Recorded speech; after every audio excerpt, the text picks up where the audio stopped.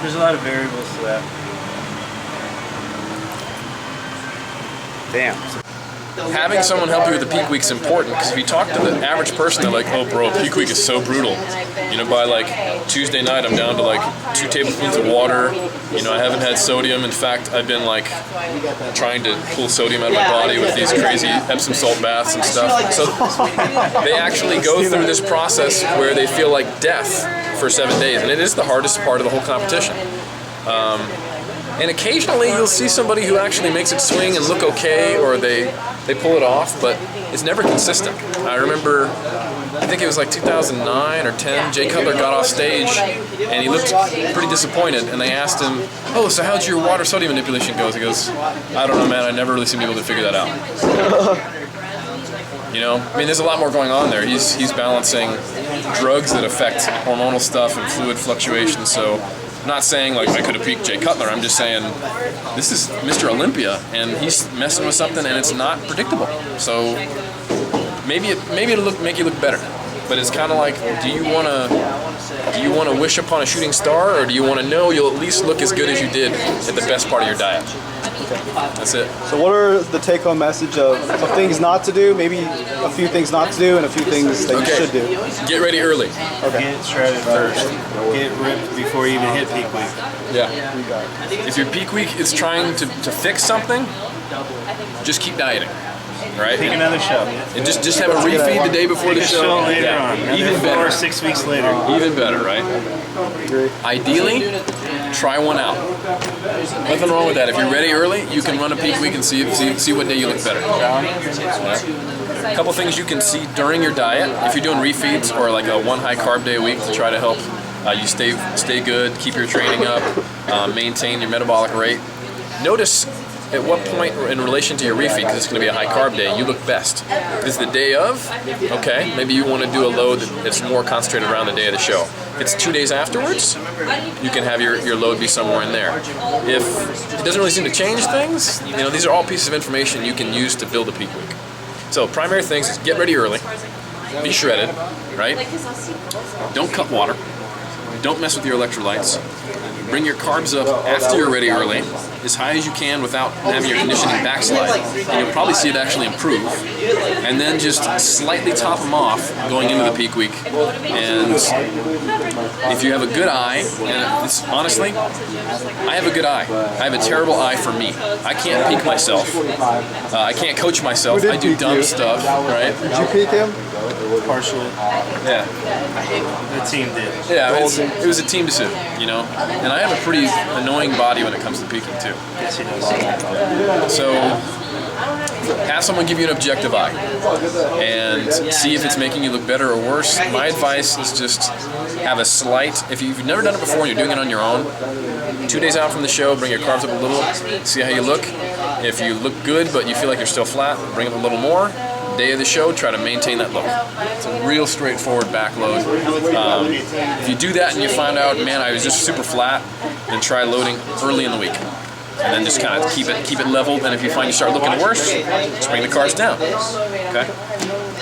And just don't think there's food sources you have to completely avoid or stuff that really mess you up unless you like specifically have noticed when I eat dairy or when I eat nuts or when I eat gluten, which is not a common allergy, okay?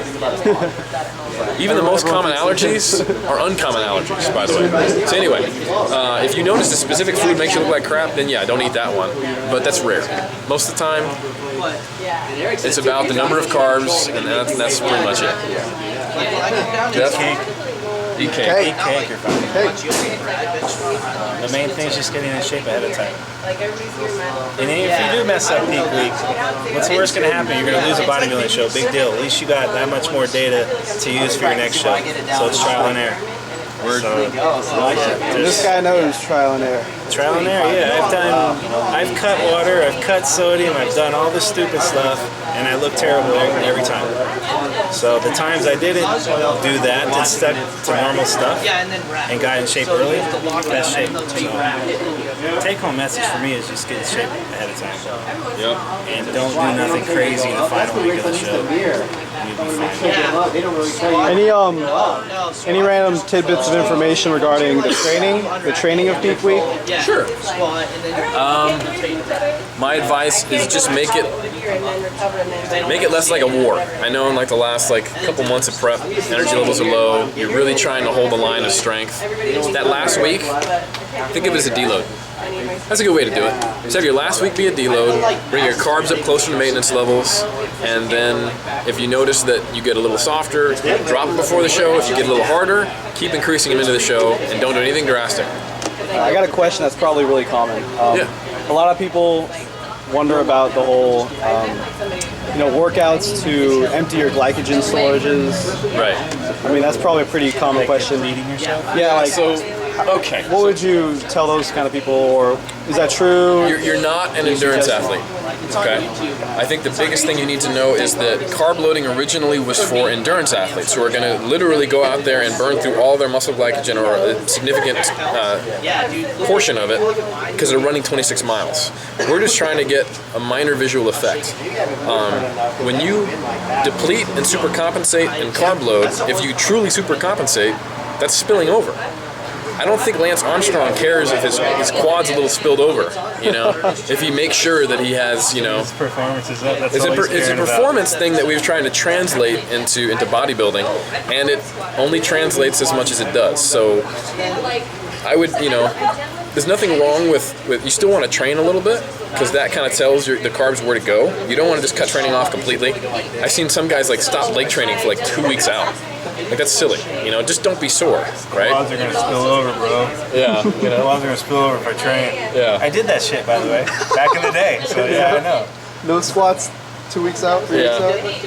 And now some people, because their training is already bad, they'll notice if they do drastic reductions to their training and improves. That doesn't mean that you need to cut training out. It means you need to train smart normally. Like if your training is way too high volume and you're pushing it to failure every time, and it's like, a Rocky movie every time you step in the gym, then yeah, if you cut out training, you'll look better. But if you just didn't train optimally, to put it nicely, if you just tapered it, or you had like an actual progression or a plan, maybe, but most bodybuilders love to plan their nutrition, but they don't know how to plan a gym session. It's, do I feel like I got hit by a truck? Good workout. It's not about, do you walk out of the gym limping? It's, did you make progress? Are you maintaining muscle? Are you seeing progressive overload? That's what matters. So yeah, so basically your training just needs to be a slight deload. You can focus on higher reps a little bit, just to kind of actually deplete carbs slightly, to kind of know, okay, I'm using glycogen, so that means I want to keep glycogen storage there. I wouldn't just do like a whole week of 5s. So yeah, touch 8 to 15 reps. Don't go to failure.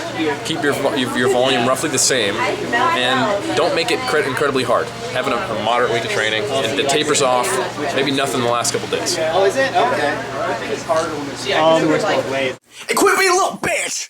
Ogus cake! Yeah, motherfucker!